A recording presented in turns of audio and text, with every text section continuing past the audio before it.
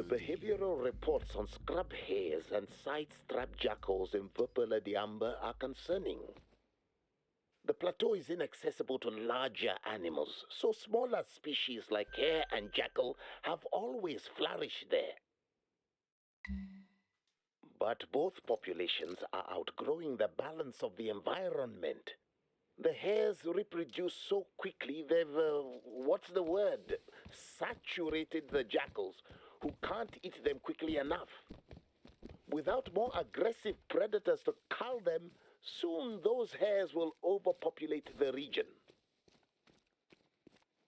For their part, the lucky jackals are glutting themselves on easily accessible hare meat. That makes them slow, lazy, and more prone to threats from other predators who might enter the territory. Not to mention they could die out if the land can't sustain the hares.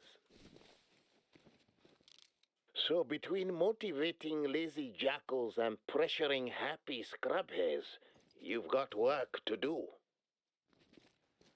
Hey, what's up, guys, and welcome to part 5.5 of Vurhonga. This is just going to be me wrapping up the map. I've already finished the story, so this is going to be me wrapping up the map and finishing everything beforehand and getting all the huts and all the camps and all the lookout points, as well as doing some hunting along the way, just so I have that all the way unlocked. And I'll posting this just before I do Parquet, because I'll be doing Parquet here soon. But hope you guys enjoy.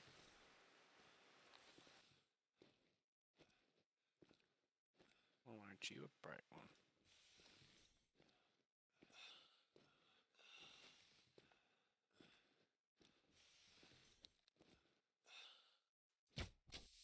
What? There we go.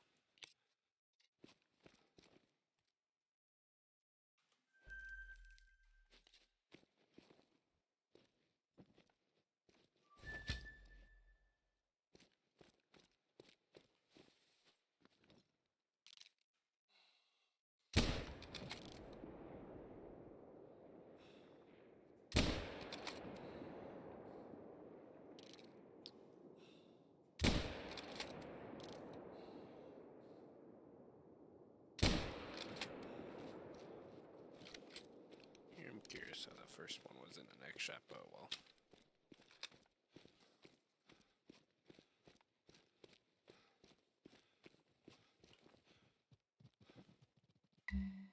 I bet this scrub hare is thinking about making more babies right now.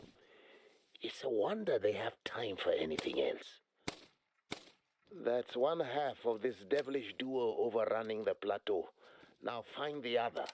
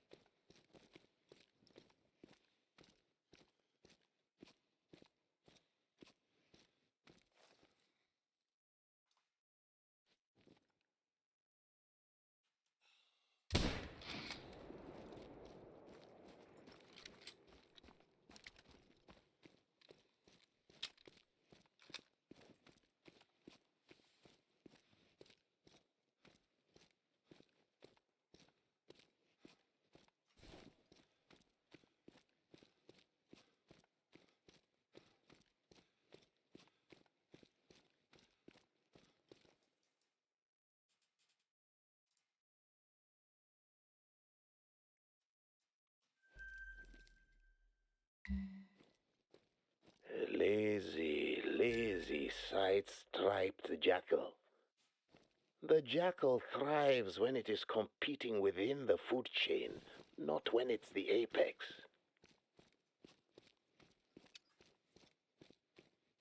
That takes care of both parties and confirms that the reports of their activity are true.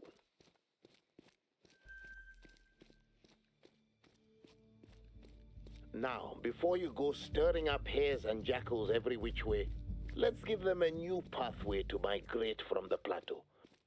That broken bridge you fell from earlier. It's time to fix that safety hazard. Not only for people's sake, not only to restore a primary game trail, but also for you to take revenge against the bridge that dropped you. Just, be careful up there. They say lightning never strikes the same place twice, but my friend, Jafar has been struck 3 times. I think you will have better luck than Jafar, though. Fix that bridge.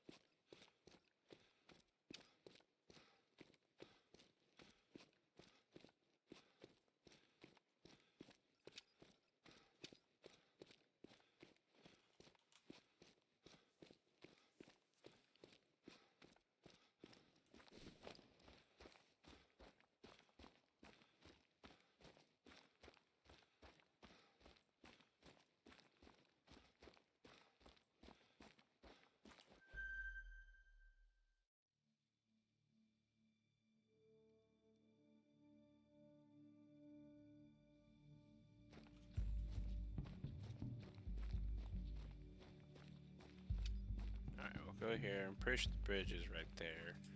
Get that, go to the bridge, and then fast. That's a camp. So we'll cross the bridge, we'll check that out, and then we'll check the camp right down there.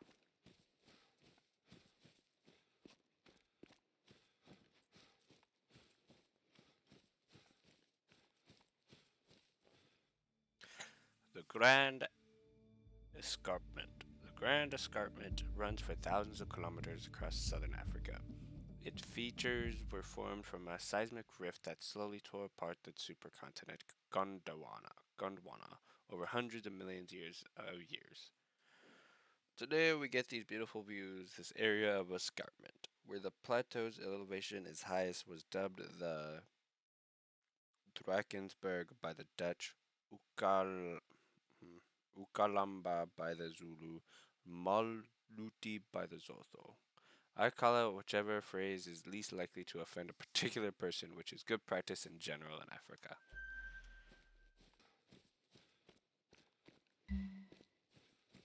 That was Ah, my bit. back at the scene of your peril. Truly, it is a wonder you didn't break both your legs in the fall. Further proof of your Noi lineage. Now use that magic to fix the bridge instead of falling off it.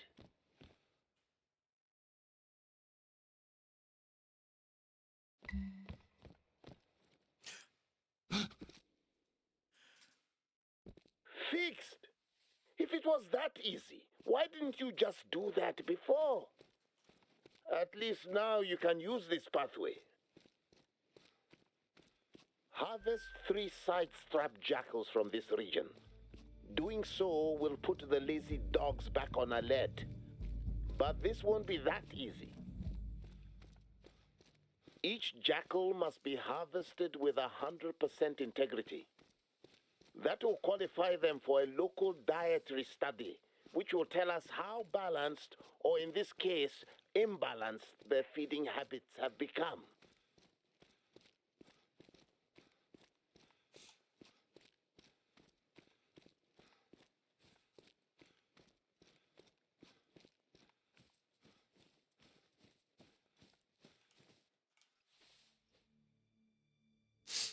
Bounder Cave has provided shelter to people and other animals dating back 200,000 years ago.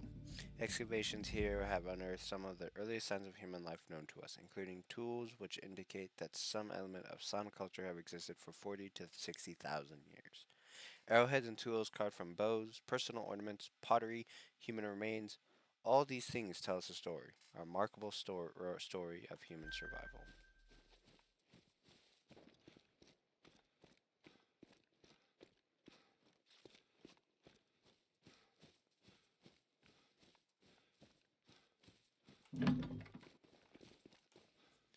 Rahangani's hideaway. Uncle Rahangani loves to come up here where nobody would bother him. I do not share his affinity for the plateau, but this being his favorite place, we named it for him when he died. It was a Cape buffalo that killed him, you know. He was guiding some guests on a hike and they came across two large bulls. No big deal, but one of the guests freaked out, starts threatening them, and the bulls charge. Rogani saved the guest from the first bull, shot it with his rifle. He had legendary skills like you and me, but the second bull struck him hard, leaving Rogani broken and bleeding. At the hospital, Rogani didn't blame the buffalo for what happened. He still said he felt remorse for having to kill one under those circumstances. He was wounded beyond repair, so after slipping in and out for a night, he joined our ancestors. Here I remember him and the things he taught me: how to track, how to shoot, how to be a good warden.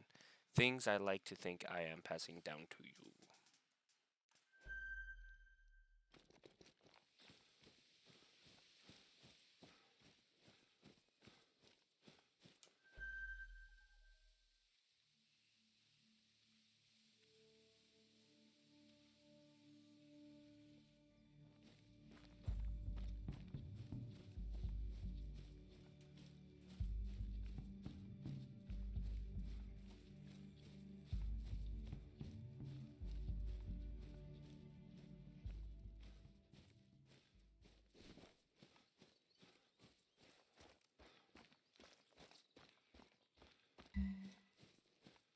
The Northern Reserve, Nwalanga, is bounded by a river that offers a source of hydration and protection to many of our animal friends. The river boundary even keeps poachers out, since it prevents them quickly entering and exiting the reserve. But now that the land is devoid of large predators, this safe haven has grown too safe, to the point where it is being dominated by the Cape buffalo herd congregating across Nwalanga. These Cape buffalo are far larger and deadlier than any of the wildebeest herds crowding the Zonga. When dealing with them, if you're shooting within the lethal range, a split second can make the difference between life and death. So have your wits about you. Start by investigating the region. Spot and observe a Cape buffalo. Get a sense of their presence in the region and practice a stealth approach so you don't get stomped.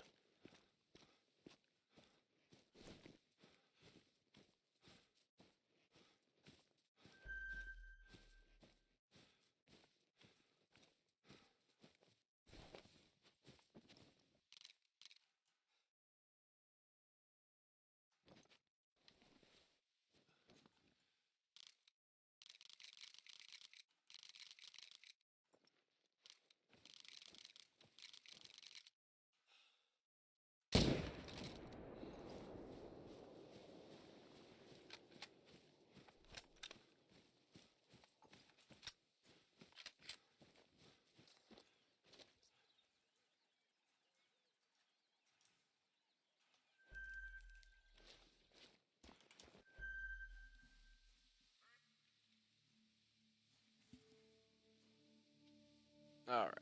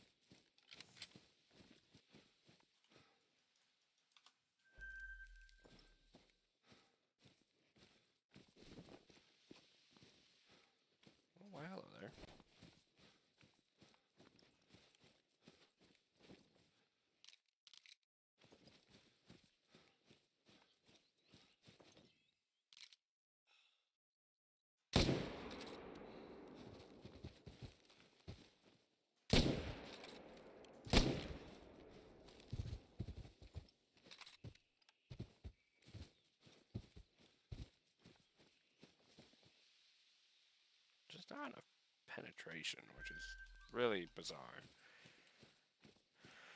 Oh well.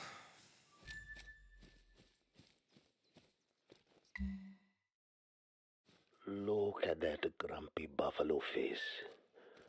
A buffalo stares at you like you owe it money. When they charge, it's easy to think the matter is personal. Among the animals, only the lions were ever bold enough to take on the buffalo. I've seen them try, but the difference between the buffalo and many other prey is when one buffalo is attacked, its herd will come to defend it. So really, you are never in a confrontation with one buffalo. Imagine that you are confronting the entire herd. The one in front of you could be the one that kills you. But if you aren't maintaining your awareness, the deadlier buffalo could be beside you or behind you.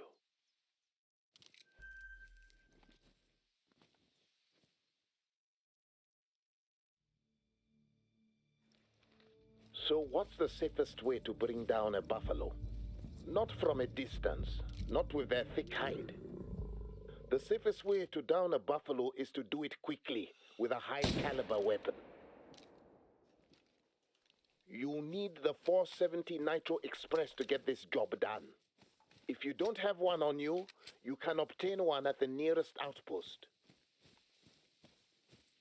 The 470 Nitro is a big gun, but the Buffalo has an unconventional skull shape and very protective ribs. Make sure you know where to aim before you fire. Harvest one buffalo with your 470 Nitro. Make sure you have a feel for your weapon before continuing. And because I am your grandfather, I am obligated to say it. Be careful.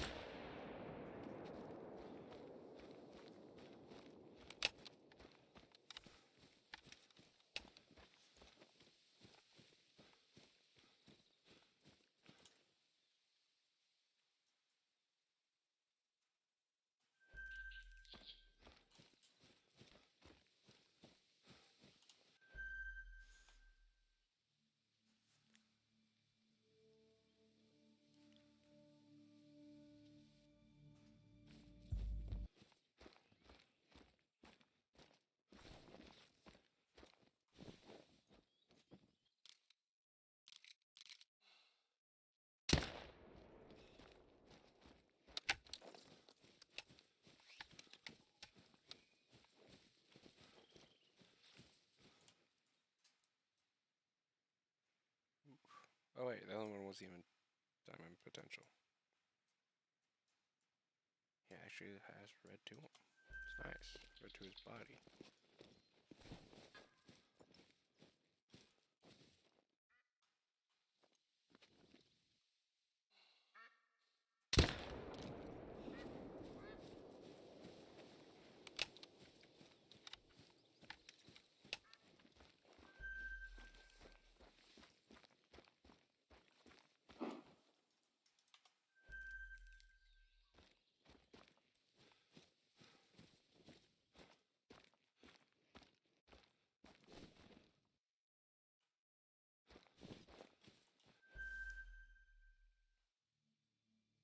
It's cool that they have a stalking animation.